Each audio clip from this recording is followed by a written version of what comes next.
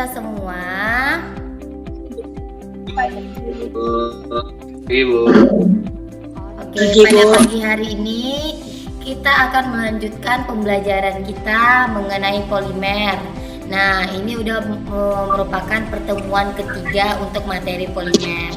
Nah, untuk sekarang kita akan mempelajari tentang polimer alam.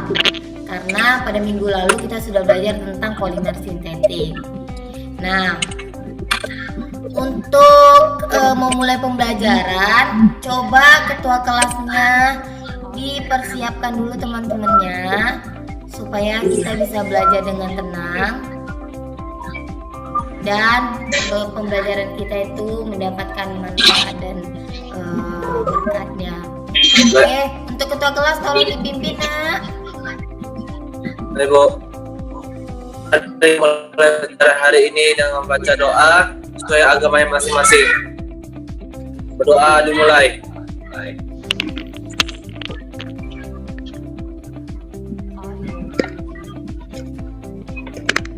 Nah, selesai.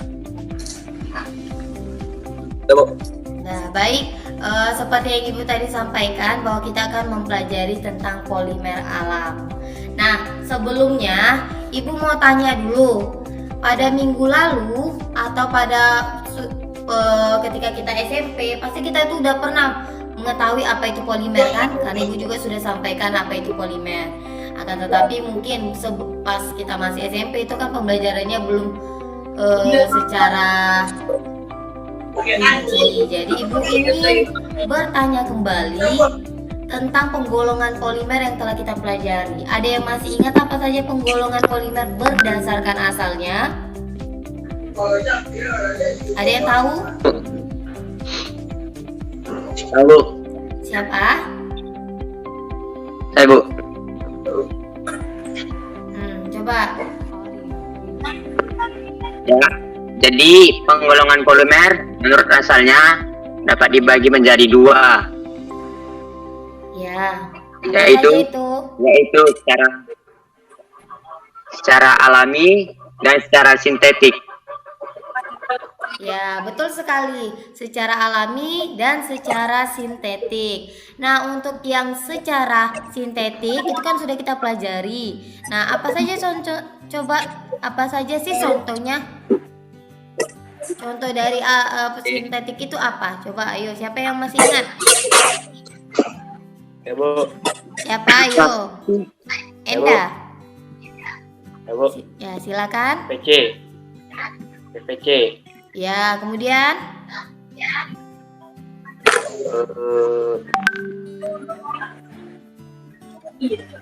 ada yang bisa tambahin apa saja lagi? Telur, Bu. Telur itu termasuk ke alami. Nilon, Bu, nilon. Nilon. Terus apa lagi? Plastik, PVC. Ya. Karet. Itu Ibu tanya sintetik dulu, Nak, belum ke alami. Sintetik dulu. Oh, PVC. Terus? Asoy.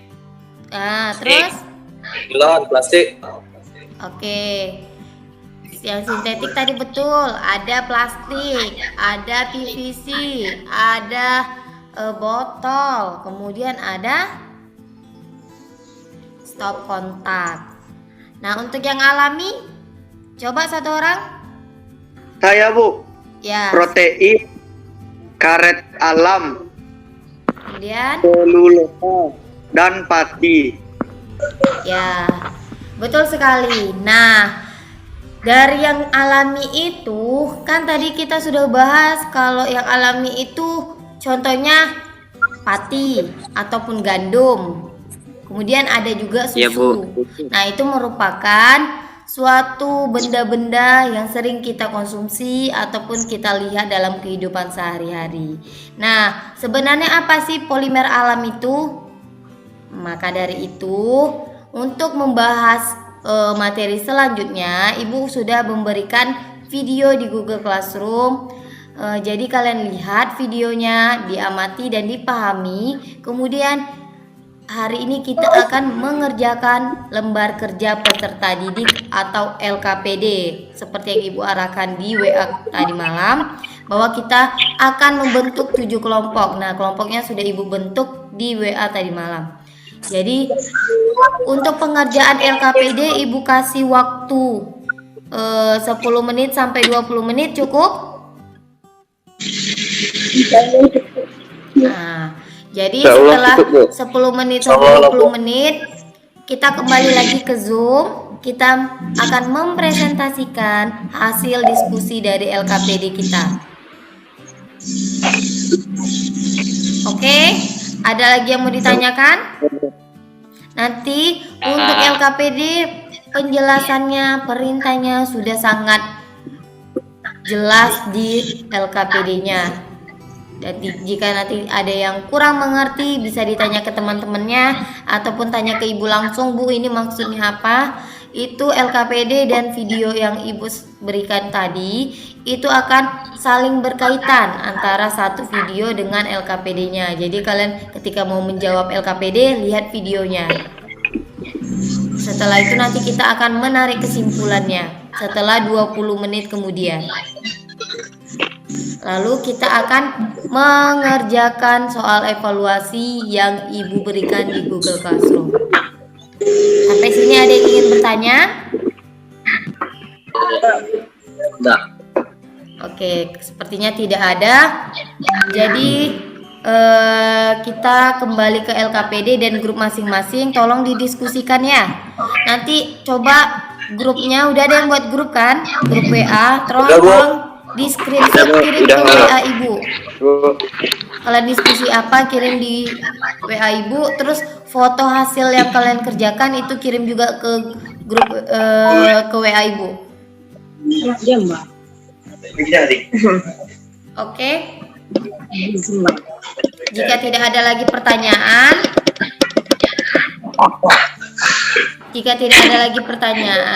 kita lanjutkan ke LKPD ya. Oke. Kita jumpa setelah 10 sampai 20 menit kemudian. Selamat mengerjakan. Jangan lupa kalau masih ada yang belum mengerti tanya aja ke Ibu.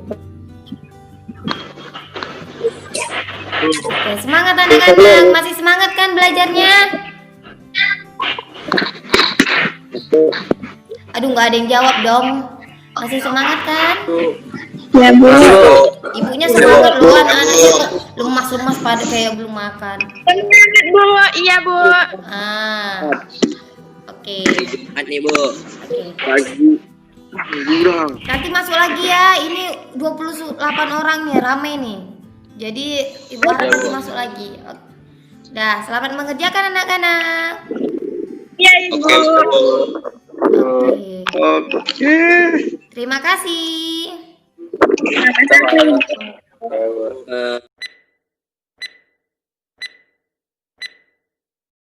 Baik, karena kalian sudah selesai mengerjakan LKPD kalian, sekarang saatnya kita mempresentasikan hasil diskusi kalian. Nah, sebelum Ibu tunjuk, ada yang ingin menyampaikan hasil LKPD-nya terlebih dahulu? Siapa yang mau presentasi terlebih dahulu? Jika tidak ada, Ibu tunjuk ya. Oke, kelompok 7 aja. Coba Ananda Lati. Jadi setelah melihat video pada menit segini, apa yang bisa kalian lihat? Apa yang bisa kalian amati? Coba sampaikan hasil diskusinya. Yang bisa kami amati adalah bagaimana cara mengorek getah karet dari pohonnya serta alat apa yang digunakan dan bagaimana cara menggunakannya. Kemudian permasalahannya adalah wadah penampung karet getah tidak tertutupi sehingga jika musim hujan air tidak saja membasahi pohonnya tapi masuk ke dalam wadah untuk menampung getah. Akhirnya getah bercampur air dan mengurangi kualitas karet. Getah juga sulit membeku karena bercampur dengan air. Untuk pertanyaannya? Yang pertama, kapan waktu yang tepat untuk oreh atau penyadapan karet? Kemudian? Jawabannya adalah berdasarkan hasil pengukuran diketahui bahwa pada pukul 6 sampai 7 pagi produksi lateks lebih tinggi yaitu 54,69 gram. Selanjutnya, Pertanyaan yang kedua, berapa usia pohon karet yang layak untuk ditoreh? Jawabannya menurut penelitian bahwa pohon karet berusia 15 tahun memiliki rata-rata produksi 56,2 sedangkan 7 dan 11 tahun adalah 50 dan 48,5. Ya, Bu. oke. Selanjutnya data processingnya Sinta Rahma. Coba Sinta Rahma. Polimernya protein, tata nama awalannya poli, monomernya asam amino. Nama polimernya poli asam amino. Kegunaan wol untuk apa?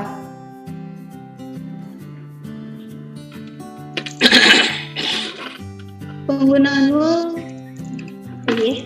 Biasa digunakan wol itu untuk apa? Pembuatan baju seperti baju rajut. Oke. Ya, Bu. Coba David ulangin dari awal. Pertanyaan yang pertama itu, tuliskan apa yang Anda amati dari video tersebut. Yang kami amati adalah bagaimana seseorang itu mengambil getah dari kayu dan menggunakan alat-alat apa saja. Yang digunakan adalah pisau yang memiliki mata dan mempunyai pancuran, itu biasanya dibuat dari seperti seng yang dibentuk supaya dapat meluncurkan getah dari pohon ke dalam pot.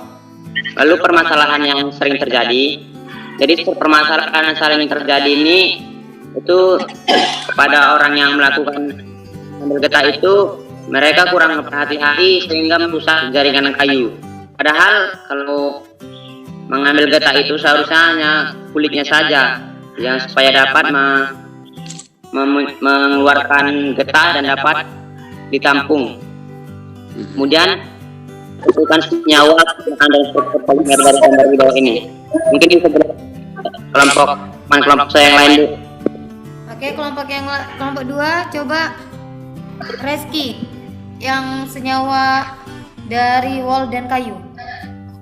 Senyawa kayu polimer kristalin.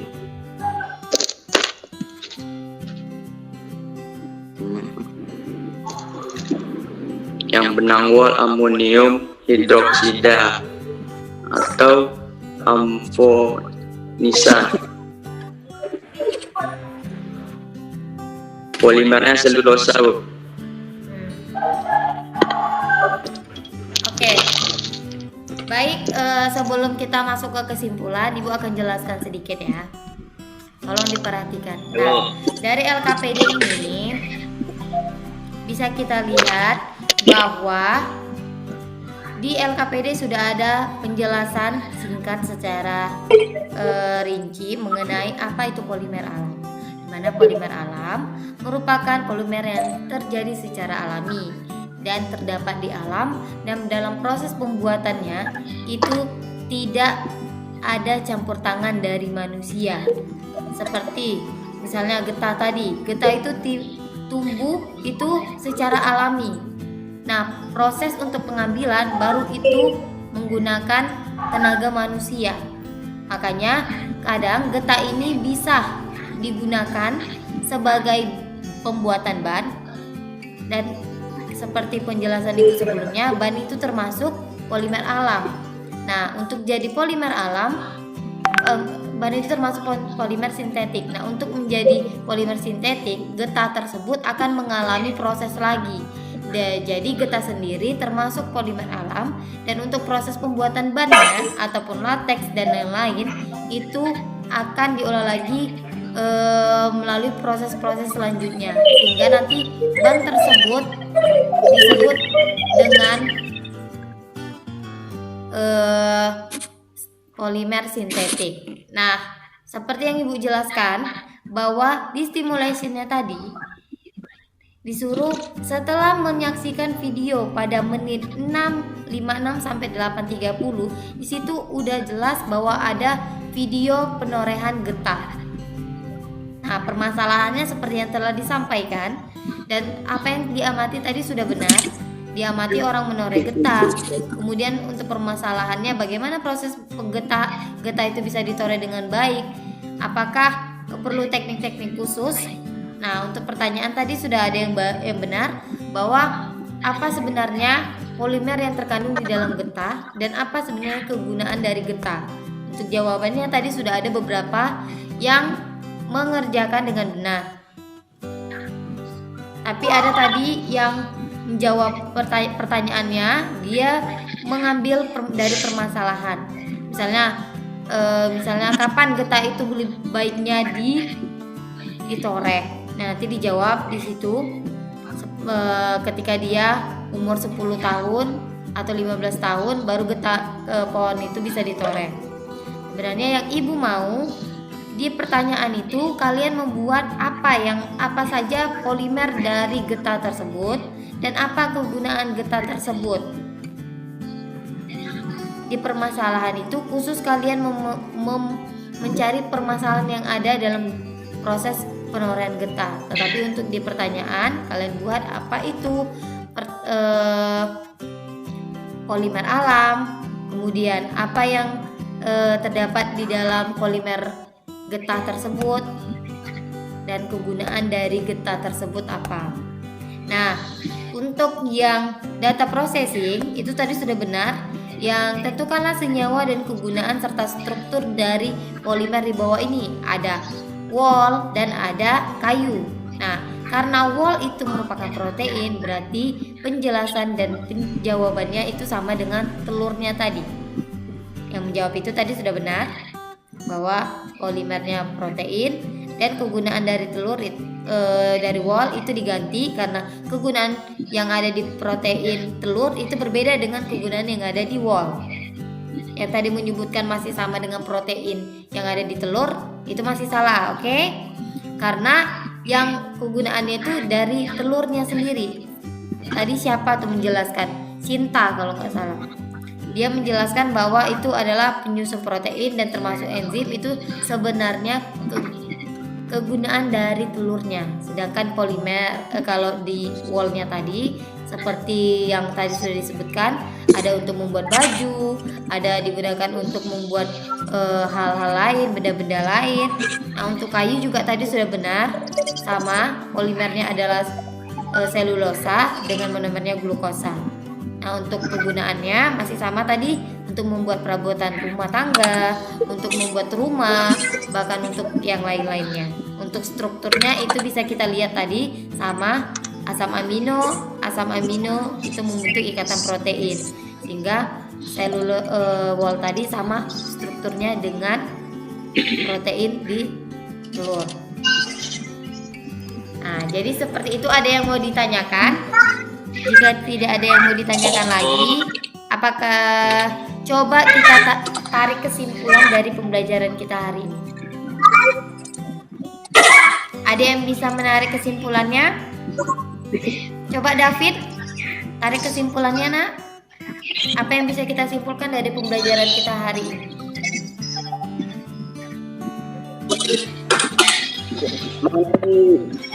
Getah saja atau dari video seluruhnya, Bu?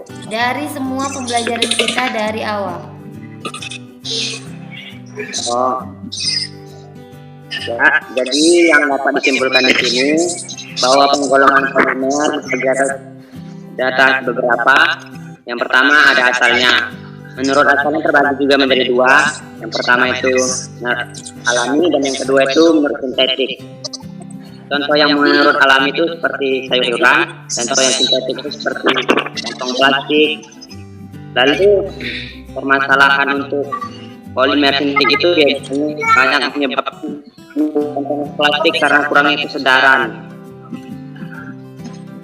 Lalu gandum dan susu juga itu termasuk dalam polimer yang alami, dengan gandum polimernya amilum dan monomernya glukosa, susu polimernya protein dan asam amino dan monomernya adalah asam amino.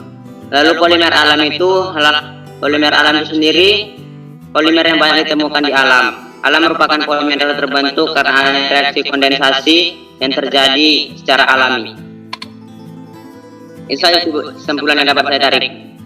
Oke. Nah, jadi kesimpulan yang bisa kita dapat karena kita sudah mempelajari tentang polimer alam. Nah, polimer alam adalah polimer yang terbentuk secara alami dan tidak ada campur tangan oleh manusia. Dan polimer itu terbagi atas polimer amilum, selulosa, protein, asam nukleat, dan ada karet alam. Dari getahnya kita bisa lihat bahwa penggunaan getah bisa digunakan sebagai pembuatan bat, bisa digunakan untuk pembuatan lateks, dan lain-lain. Nah, untuk strukturnya dan tata namanya sudah seperti yang kita jelaskan tadi, bahwa untuk struktur dari kapas itu bisa kita lihat. Dan untuk struktur dari protein juga kita bisa lihat ada asam amino 1, asam amino 2 sehingga membentuk ikatan peptida protein. Jadi untuk sekarang pembahasan kita sampai di sini saja. Ibu harap semuanya mengerti karena ini merupakan polimer alami ini sangat mudah untuk kita pelajari karena sering kita gunakan, sering kita makan, sering kita lihat. Jadi ibu rasa tidak ada kesulitan. Untuk strukturnya hanya sama. Kalau dia protein, polimernya protein, strukturnya sudah ada. Kalau dia selulosa sudah ada juga. Oke. Ada yang mau ditanyakan lagi? Oke, terima kasih atas waktunya, atas perhatiannya Ibu hari ini. Oke, lebih dan kurang Ibu minta maaf. Terima kasih dan sampai jumpa untuk pembelajaran kita selanjutnya. Oke, dadah. Selamat mengerjakan anak-anak.